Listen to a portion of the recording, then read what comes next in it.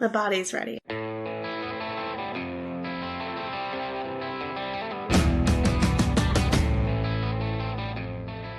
Hello, and welcome to this episode of the Alien Familiar RPG Podcast. I am Clayton. And I'm Hayley. And before we get started, you can find show notes and more at alienfamiliar.com. You can email us at alienfamiliarmedia@gmail.com. We are on Facebook at facebook.com/alienfamiliar. And if you would like to help us out with hosting costs, you can help us at patreon.com/alienfamiliarmedia. And any help that you might be able to provide would be very greatly appreciated by us. Today, we just finished watching the movie Serenity, and over the past few weeks, we have been watching the complete series of Firefly.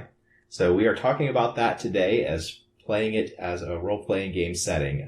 Firefly and Serenity, the sci-fi/Western series that came out in the early aughts. The series is great. Spoilers going forward in the podcast. If you haven't seen the series and or the movie, you should get to that because it's the most amazing experience you'll ever have in your life. And then the rest will be a dull, empty void. The show's fantastic. I cannot recommend it enough. I think this might be my 7th watch through of the whole series total. It is my favorite. I'm going to call it a mini-series because it's kind of just compact and in itself, even though there was supposed to be more, there sadly isn't. But it is one of my favorites, if not my favorite TV show of all time. I would rate it very highly as well. There are quite a few episodes that I think would really work well for somebody who is trying to design role-playing games to take a look at and use as a basis of how to formulate particularly heists in a role-playing game, but also just general story structure works really well, especially with dealing with an ensemble cast, and that is every role-playing game, dealing with an ensemble cast. This show brilliantly highlights all of the characters in a different way, and the show essentially isn't about an overarching plot of like, we need to stop the bad guy. It's really just about this crew of people trying to survive in space. And essentially when you break down RPGs, it's about your crew. It's about your group. It's about your adventuring party. How well you play off each other. What are your goals? What are your dreams? What do you want to do as a group? And I feel like this show, above many others, highlights that in ways modern TV shows don't. That's something I really love about the setting, is that if you are going to look forward to playing a Firefly game, it's going to be more heavily on the atmosphere and your players rather than an overarching plot, most likely. What other aspects of the setting do you like? Well, particularly for RPGs, the reason I feel like Firefly is probably one of the go-to media to look at for how to play a role-playing game is, like, already mentioned, like the ensemble cast. There are, 6 people on the ship? It fluctuates between 6 to 8 at any time. Yeah. So you have a very small core cast, and that's the cast that is there each session or each episode. Not everybody has a big role each particular session or each particular episode, but overall, each person does have their time to shine. And everybody else that they interact with, the non-player characters, those are, while many of them are quite colorful and quite memorable, they have that secondary role to the main cast, who everybody knows is the focus of every story that is going on. And most of the stories that happen in the show come about because of how the main characters interact with each other. The things that are going on in a particular mission or a particular heist or a particular adventure, it's kind of secondary as to the story that is the interaction of the characters. And that's why I think if anybody who is wanting to game master should absolutely look at this as an essential viewing for learning how to game master and how to balance that. So if you're not familiar with Firefly at all, Hayley, what do you think where would you start for getting somebody familiar with what this setting is, because it is a unique setting. Well, do you want me to word for word recreate the opening historical voiceover? Because I can, and I will. 500 years ago, we were terraforming Earth, trying to shape it, the Earth that was. So they set off to different planets. The Alliance was like, oh, I lost my script, damn it. Basically, without giving you the theatricality of it all, it boils down to a space western of a group of individuals just trying to survive out in the verse. The aspects of the show that I think are really important to know about it is that it is set in space. It is set in a hyper-realistic space, so you're not going to find aliens. All that's out there are humans just trying to find planets that are terraformed to be like Earth, so they have generic atmospheres, animals that you would find on Earth.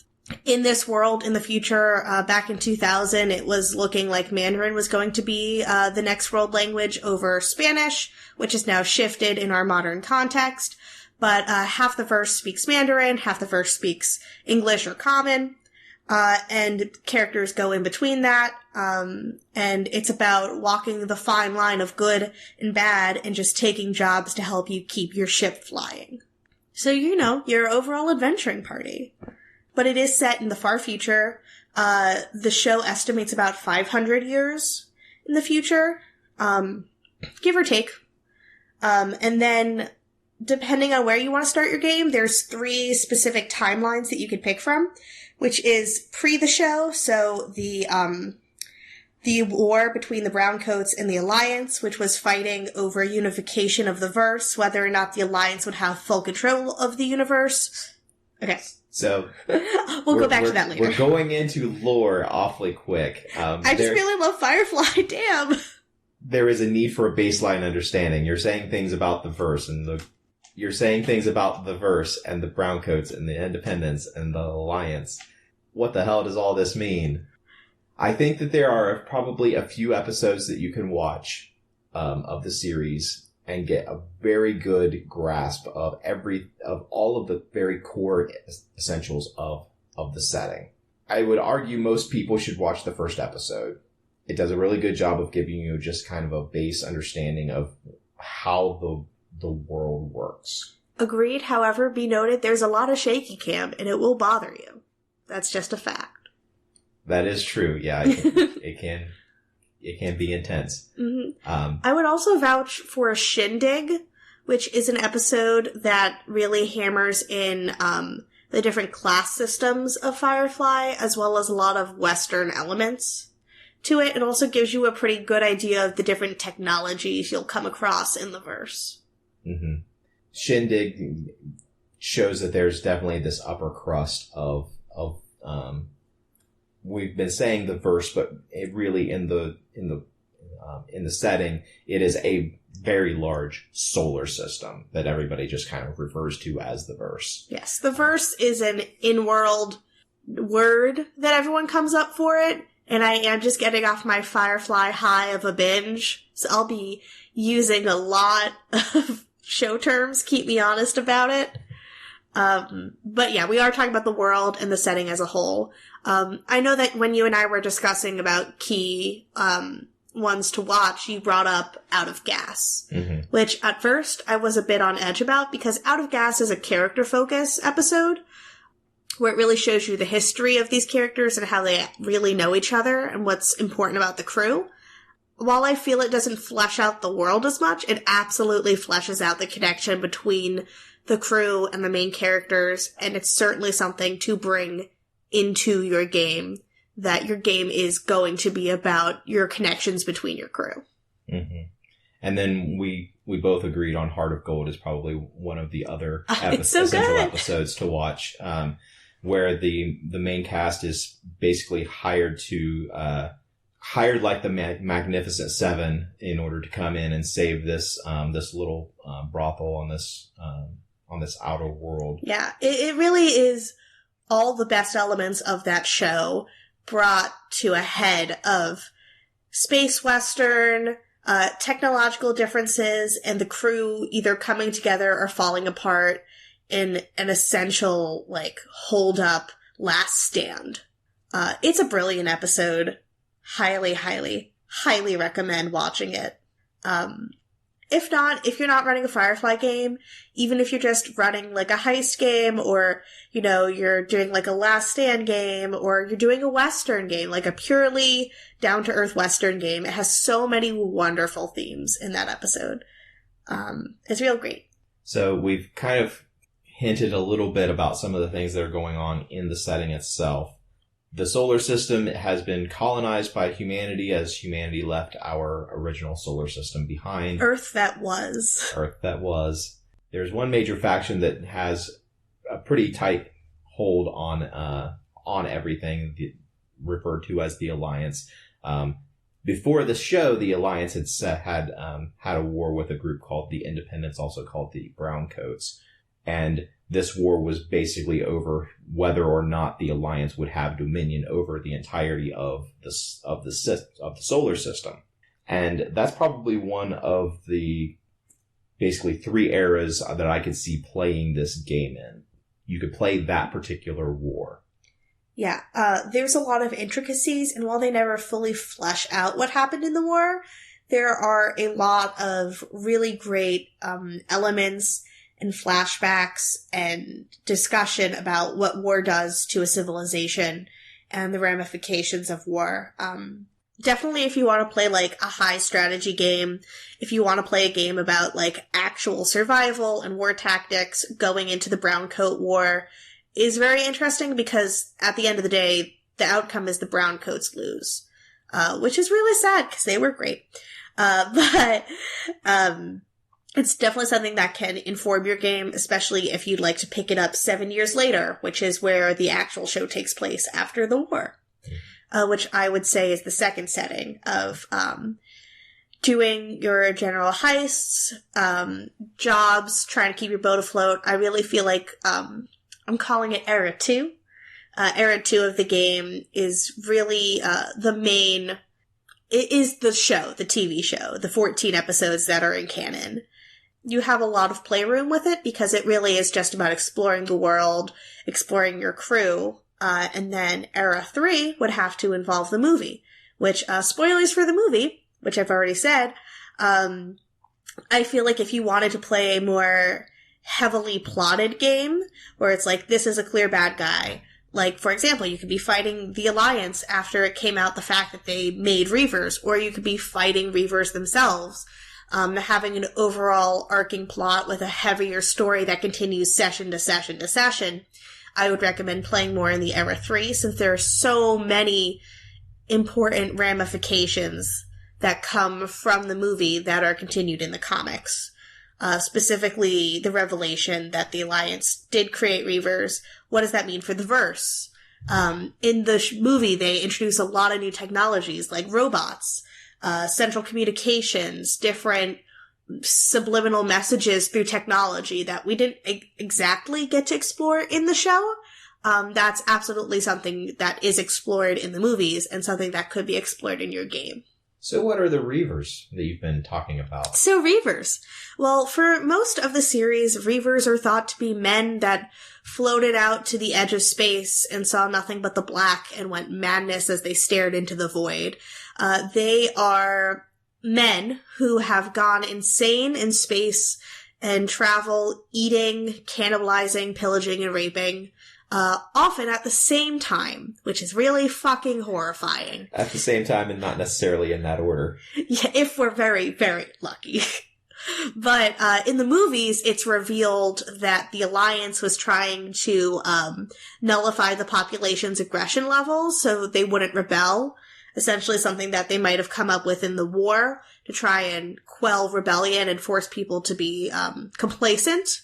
However, it worked either too well or not at all, where the population of Miranda got so compliant that they laid down and died and didn't do anything, and the 10% of the population that didn't have that effect went insane and hyper-aggressive and became Reavers.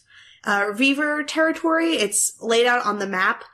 There's a board game of Firefly, and it has there's a 2-sun solar system, but I think it's on the right side of the second sun. If you have any corrections, please comment or yell at me specifically, not Clayton. River territory, which is pushing out more and more each year, quote Wash. But Reavers are essentially crews that stick together and are super awful, and if you interact with them, you're dead. You're dead. It's just a TPK out there. You're dead. Each one of those time periods has probably its own set of basically things going on that the player characters could interact with.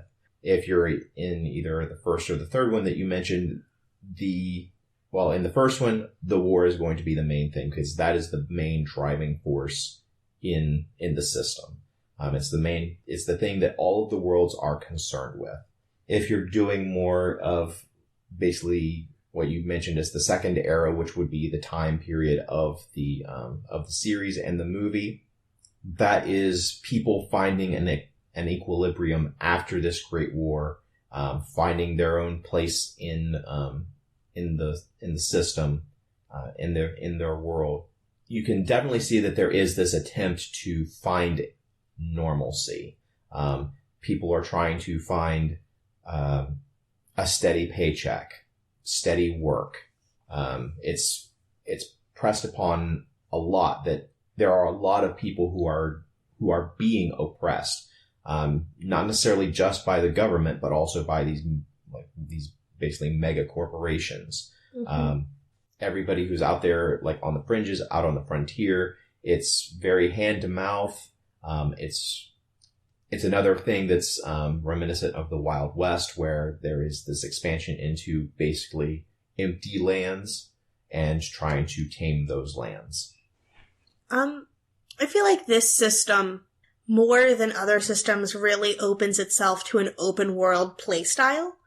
If you decide to pick an Era 2 sort of game, where most games like D&D, Vampire the Masquerade, the little bits of Traveler that I've played, you have a plot, you have a story, you have something you're all working towards together. Whereas in this system, the thing that you're all working towards together is just getting to the next session, getting to see the next day, trying to figure out your plan on how to survive. And I feel like that's really great if you're starting a game and you have people that can't commit to one every single week. It's a great game to have people come in, come out, have a core group of people, do mini 1-shots to 2-shots in, that either connect over a long period of time, or at least that's how I would run the game if I was a DM, because there's so much to explore in this setting that I feel having an overarching villain or bad guy would almost be a disservice to the world. I could see having a big overarching villain if you're doing either the first or the third era we talked about. Yeah. But definitely during the middle,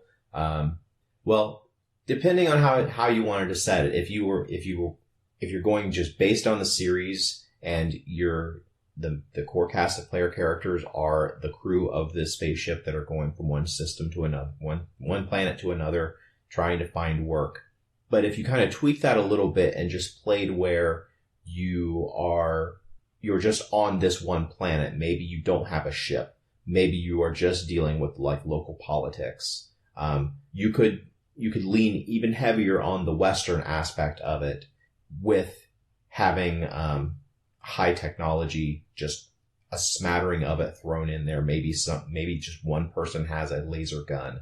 Maybe just one person, maybe a few people have hover cars or planes or something like that. And the rest of your session could be very Western in that you are a group of homesteaders or something like that, trying to eke out a living and fighting against one of either a I don't remember what they're called in the show, but basically the local nobility. Atherton. We call them Atherton. Wasn't that the guy? Mm-hmm. Okay. Yeah, he's a shitlord. That sounds very intriguing. Or something else you could do is have throughout the game there's different fences and people that the crew work through. You could always have one of those people be a big bad, you're running a few different heists and stuff, and overall you find out that it's Niska who's pulling the strings, and he's gonna steal all your shit. You gotta go fight Niska. Or, like, there are ways to connect things together to make a coherent and full-out story. But, I definitely feel that this game is a really great system if you want to do smaller scale stories. And there's absolutely nothing wrong with doing smaller scale stories. I am kind of getting bored of all of my games being, and now you have to save the world. This is a game where the only world you have to save is your own, or the things you choose to care about. Or your entire world is your ship. Mm-hmm. So what parts of this do you feel like really lend themselves very well to playing in a role-playing game? I've already talked about how most of the time whenever you're talking about this setting, whenever you're pitching it to someone, you're pitching it as you're the crew of this spaceship. Mm-hmm. And I've already talked about why the crew of this spaceship is one of the best ways of translating this into a role-playing game. Because the Firefly class ship in this setting is a relatively small ship, so there's not really a whole lot of room for additional things. You don't have on the particular ship that the characters are on, you have a cargo hold and you have a few places for people to sleep. You don't really have a lot of extra room for other like NPCs that would be a part of your crew. While there could be some NPCs that are a part of the crew, that's really not the style of game that this seems to lean toward. Definitely pitch it as a Wild West sci-fi game for certain. I'm trying to think, because I really feel like you clicked on all of them. It's really character-focused. It's absolutely about the world. The world in itself is its own character. Your ship is its own character. I really appreciate that your tone of your game could be anything in this world. The actual show, the crew that it follows at the Firefly, you never know if they're good or bad guys. Yeah, they've robbed trains, they've robbed banks, they have stolen from people, they have killed people, obviously, but they've also protected people who have been in bad situations. They've rescued a kid from a lion's torture. They've done so much good in the verse as well. They've returned medicine to the sick and dying. And your game could really be anything. It could be a game of complete do-gooders to murder hobos. It's really open-ended. So I feel like as a DM, you need to figure out the story that you want to tell in this system. Are there any parts of the setting that you feel don't really translate into role-playing games, or would be just really difficult to translate into role-playing games? I think the hardest part to make into a role-playing game, at least at the beginning for maybe like the first 5 or so sessions, is just having a group of characters who are interacting with each other on the level that the crew of the Firefly is interacting with. Well, something that could help with that, and this is my super nerdy LARP experience, have an in-character chat on your phone. Like, you're coming together for character creation, sit down with your party, make a chat. You guys can literally talk about anything, and just having that out-of-game connection with them, it'll really help you bring it in. So that maybe, hey, if something popped up in chat, now you guys have an inside joke you can play with in-game. But especially if you're playing crew-heavy games that are about the connections between your players, it never hurts to throw up an in-character chat. In my experience, like, having those interpersonal, in-character interactions, especially at the beginning of the campaign, it's the most forced thing, and you don't have any context for why all of your characters are get together. Yeah, you can create your characters and say, well, oh, I know you from this thing, or we picked you up here. But until you've had a few sessions under your belt and like basically picked up on the way that each player is going to be doing the character, having those character interactions is going to be so incredibly difficult. And I feel like that's such a core aspect of why somebody would want to play in this particular setting. I agree. Something that, so there is an actual game for this game if you'd like to play it. It's a Cortex system. It's called Serenity Cortex. And in that system, there's actually different play levels that you can be in, depending on how well your party knows each other. Are you guys greenhorns? You guys just met. You haven't even had your first job yet. Or are you veterans? Are you heroic level? You've guys been traveling out for years or months or however much you want to define it as. There's a system for playing it if you guys are pretty new. It is more challenging since you don't have a lot of rep, XP, or money to spend on your ships or yourselves. But yeah, that's certainly something that would be difficult for any group, of course, playing in the system. Something that I personally struggle with is, money. Money is already hard enough for me in reality. Never mind having to translate it into the Firefly currency.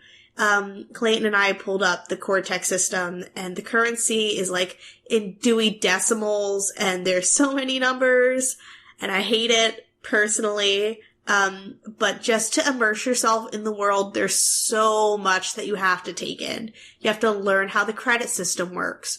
You have to kind of know a little bit of basics about how to run a ship for a really good flavor text. You have to there's even a little chart if you want to put some Mandarin in your game and use in-world lingo and talk. It's just a lot to take in all at once because this world is so fleshed out.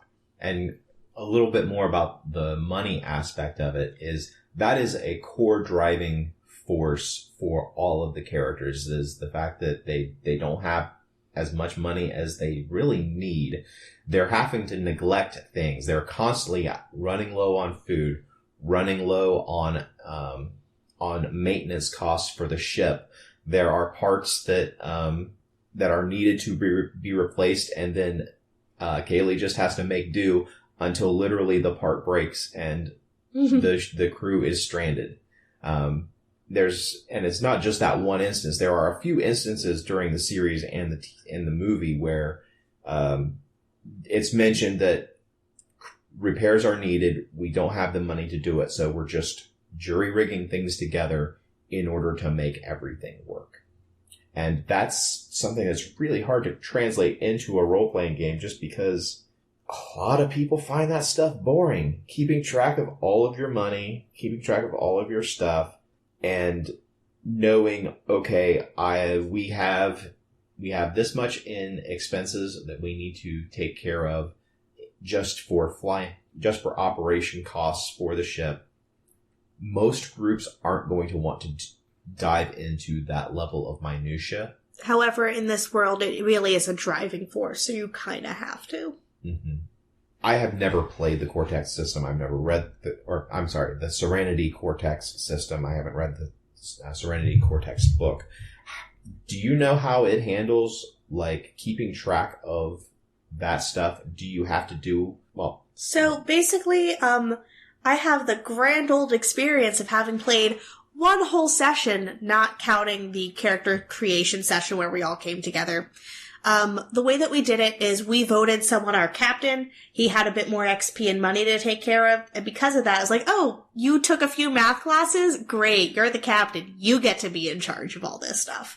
Where each of us had our own thing to keep track of. So, of course, knowing who I am, I was the companion, and I got to keep track of food and stuff and all of our rations, while the captain would keep more track of our money, and then our mechanic kept track of all of our mechanisms. So we assigned each player a different thing to keep track of on their little chart to help make it not as overwhelming. Plus, it felt more in character that, of course, the mechanic's going to know how many more days we have until this part breaks down, which is pretty cool. But it was really overwhelming. My sheer love of this show really drove me through all the clunkiness of the system. I personally am not a big fan of systems that has to have a different dice for every single thing. You need to combine different stats just to, like, make a grapple check or a jump check, or having challenge ratings that are like, there's 12 different ratings for this one thing you can do, and you need to say what challenge rating you're doing for every single thing. And you can't just be like, oh, your difficulty's a 7. Beat a 7. It's like, nope, your challenge is intermediate or heroic or veteran or indomitable. That's something that I don't particularly like about the Serenity system, but everything else is just peachy keen. If we are transitioning more to talking about the system, aspects that I do enjoy about the system is that it really hammers in the creation of your crew. All your players need to be there. You each have a role. You're never going to have two people like, oh, we have 2 rangers in our party. Everybody has a job to do on the ship. You're never just going to be somebody bumbling around. Like, oftentimes in parties, I find that I don't have a lot to do because I like to play a lot of face characters. But in Firefly, you cannot get around not having a job or not having a place on your ship. And something that I absolutely adore is that your ship is its own individual character. It has its own stats and traits and abilities and complications that you as a group not only pick, but depending on how well connected your group is, whether or not you're just starting out as greenhorns or you guys are veterans, you have more XP and money to spend on your ship. You can say, oh yeah, we have all these great navigation stuffs, but her left wing is dented from that time we came up with the heist. And then in character creation, you guys can say what happened in that heist and make your own stories all through character creation. Just having that one session to sit down really helps connect your players. And I just love games where you feel like the world or your ship or just another element outside of your player characters is important to your group, so much so that it becomes a character in itself. So I'm not familiar with the system at all. Is this a class-based system where each, like, the captain is a particular class, essentially? Yeah, so they're not really called classes, but they're called roles. You can be a captain, a mechanic, a pilot. I don't believe there is a thing for whatever river is, a seer, witch, mind flayer. But there are certain elements that you can do if you want to play someone who's a bit moon-brained and has been infiltrated mentally by the Alliance. You can play a companion. Fun fact, I've fully looked into that. There are a few other, you could be, security. They have a role for everybody on the show, as well as a few other roles that you need on a ship that you didn't actually see in the show. And then, of course, you have your assets and complications, which kind of act as pluses or minuses to your character. And, of course, your ship can also have pluses and minuses, just like its own character. There's also no aliens, so you're not going to be wandering around being a blue robot person with 4 arms. You're all going to be playing humans, which is very interesting, because there is also, like, a racism-classism system that you can take as a minor, where you're like, I have a grudge against anyone who aligns themselves with the Alliance, or I don't like people who only speak Mandarin. Like, you could get pretty hyper-realistic in space about hatred, which is interesting. It reminds me a lot of Apocalyptia, which is the game Jordan made, which I know we've talked a lot about on the podcast. But it really fleshes out every aspect you can think of in this book, which is a plus and a minus, is that the book really dives in deep. If you're looking for a really intricate system that really talks about all the minutiae you could possibly want, this is the system for you. However, it can get crowded sometimes, I'll say that. So you say crowded, does that mean it's not Eclipse Phase? Okay. It's not Eclipse Phase. This is leaps and bounds above Eclipse Phase. But for me, I'll say that, the gear can get a little overwhelming. This is a game where you're gonna be counting bullets. Mm-hmm. This is a game you're counting how many crossbow bolts you'll got. But I do love the group aspects of this game, where you have to work together or you won't make it to the next session. So with the different roles that you're taking on the ship, do you have opportunities to kind of like a particular character kind of reach out and like take on some other roles, like kind of not necessarily step on the toes, but gain some of the abilities that another role would be able to fulfill. For instance, like in the end of the movie, it's basically shown for the first time that Mal can pilot. He might not be the best, but he can pilot. Yes. So, for example, in my game, our captain also was our pilot, and captain is just kind of like the notative of like, it can also be your class, but you can also like pick on different roles. Everyone will have different skills. So, for example, I might not be the one flying the vessel, but I might have a D4 or a D6 in piloting. If you're the pilot, it will be easier to unlock different levels of piloting. But that doesn't mean that the mechanic or the companion or the security officer doesn't have access to it, or the medic. Everyone can dabble in a little bit of everything. It's just if piloting is your specialty and what you do on the ship, you're going to have a lot easier time leveling up your skills in it. With that said, depending on how you play it, your pilot might get a little pissed if you're getting in on its bird. Sitting in his seat. Is there anything more you want to talk about the Cortex system, or do you want to talk about any other systems that might be good? Well, here's the thing about Firefly. As much, I have a love-hate relationship with the Cortex system. I just don't know what other systems would work. My go-to system for everything is always World of Darkness, because I think it's super easy to consume, and it's the only system I know a lot of the lore of, because I do DM a Vampire the Masquerade game. But the world is just so unique to itself, I feel like it almost needs its own system. Traveler, because it has the way you level up and create characters might be similar to Cortex. No system jumps out to me. What about you? Traveler is the first system that jumps out to me, because in watching Firefly and watching Serenity, I have to believe that Joss Whedon has played Traveler, because of so much of the stuff that is going on, the interaction between the people, the way that the government is kind of set up, kind of mirrors how in the far future of Traveler, we have kind of reverted to a sort of feudal system. And there is huge technological disparity between regions of space.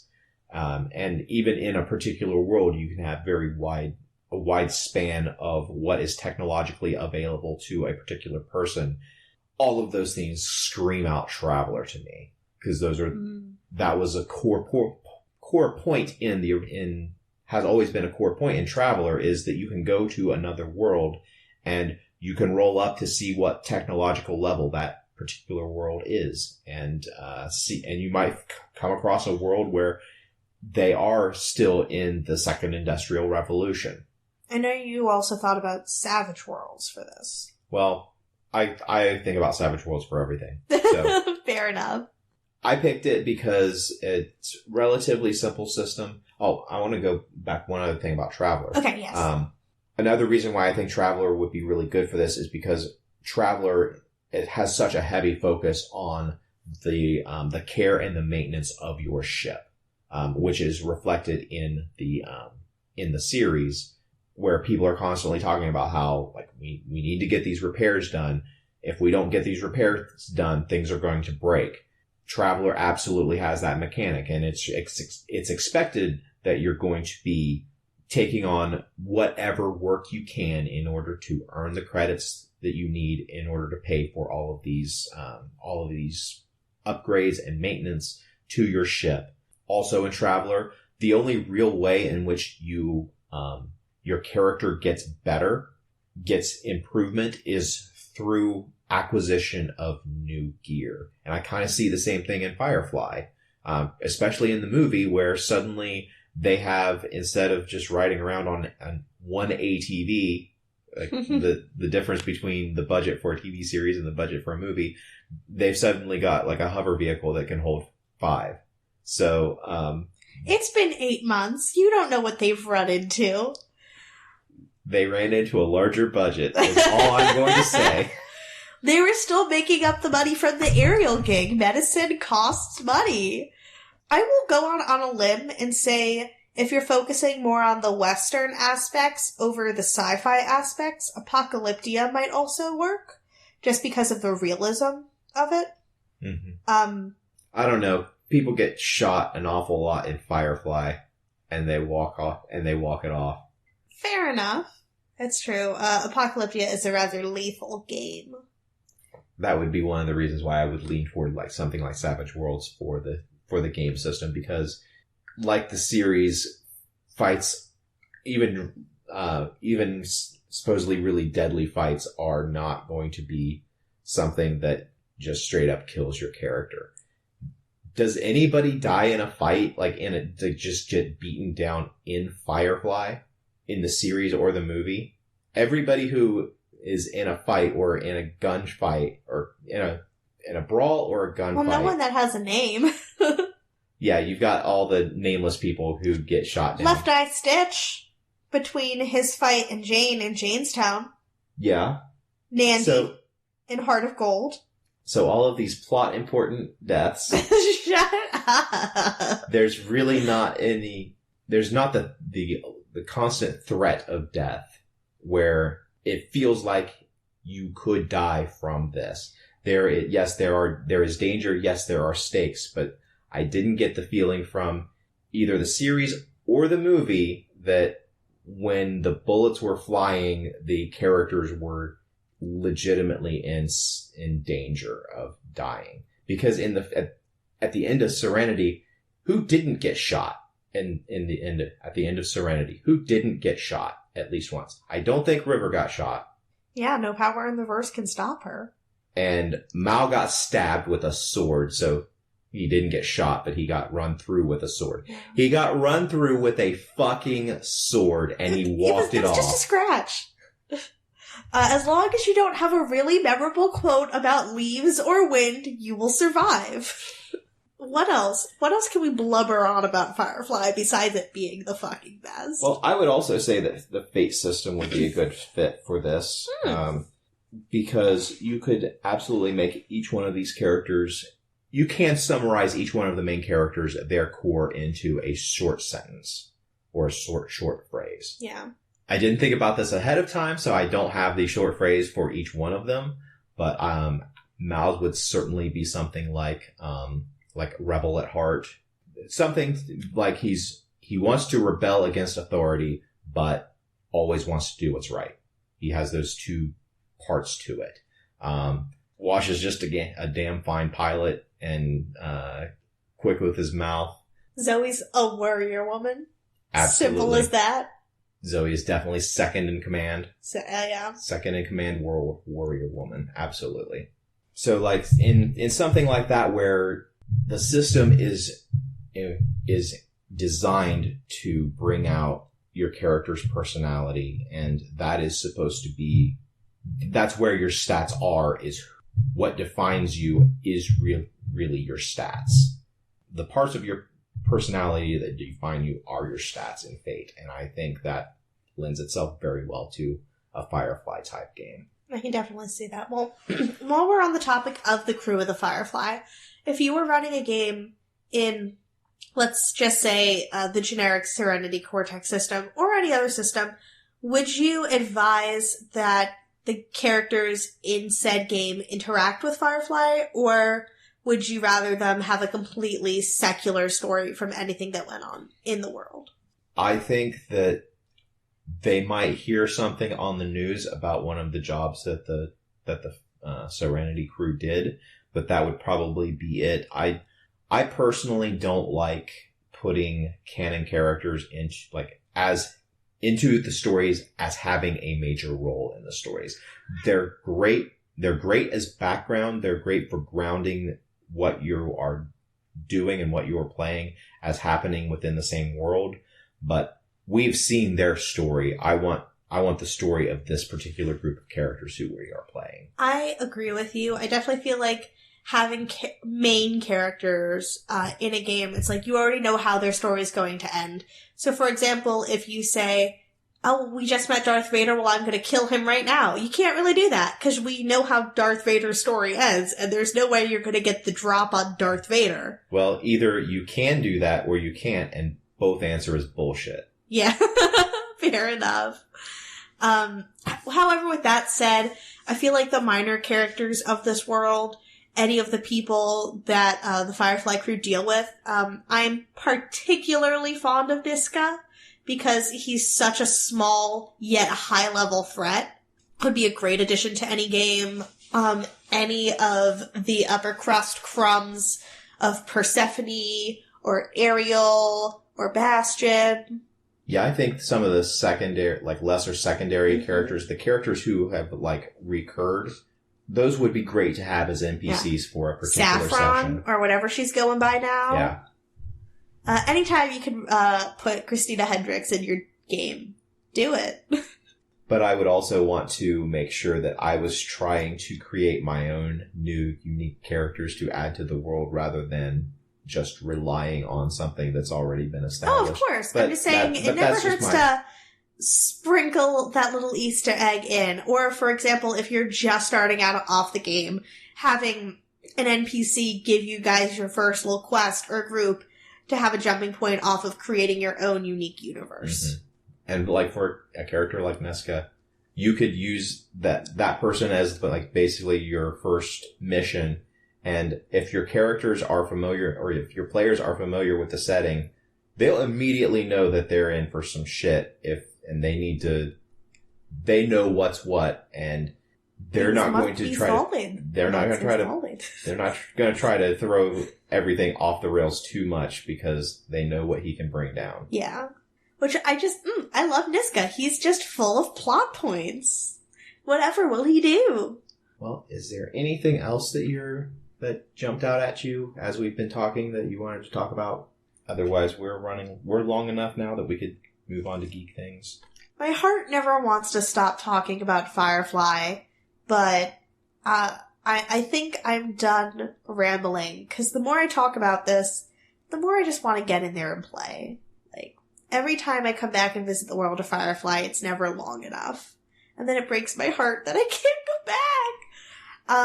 But if we are transitioning into geek things, Firefly does have an extended universe. After the movies, there is a comic that came out called Leaf on the Wind. It's a fully serialized edition following the events of Serenity, the movie.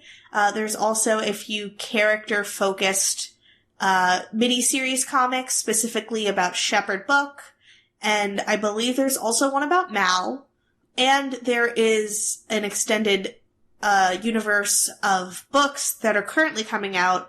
I can't remember the title of it at the moment, but I did just purchase it a few months ago, and I'll give it to Clayton, and you can find it in show notes. Okay. My geek things are not Firefly related. Boo! One of them is absolutely sci-fi related, as actually two of them are sci-fi related. The first one is the fact that a paralyzed man has a robotic exosuit that he can walk around in. This man does not have use of his legs. He gets in this suit and he is able to walk around. Oh, that's so cool. Good for him. Yeah. And the other thing is just that the Expanse season 4 will be coming out on December 13th, and season 5 is confirmed, greenlit, is being made even before season 4 has dropped on Amazon Prime. That's great. Is all the Expanse on Amazon Prime? Yes, all of the Expanse is currently on Amazon Prime. Cool. All right, Hayley, what do you say we stop this bullshit and start rolling some dice?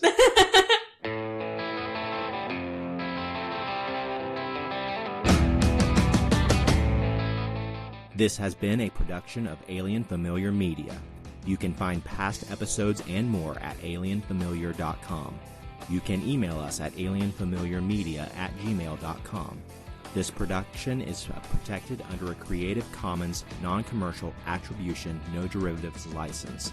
Music for this episode is Suburban Outlaw by Forget the Whale and can be found at freemusicarchive.org.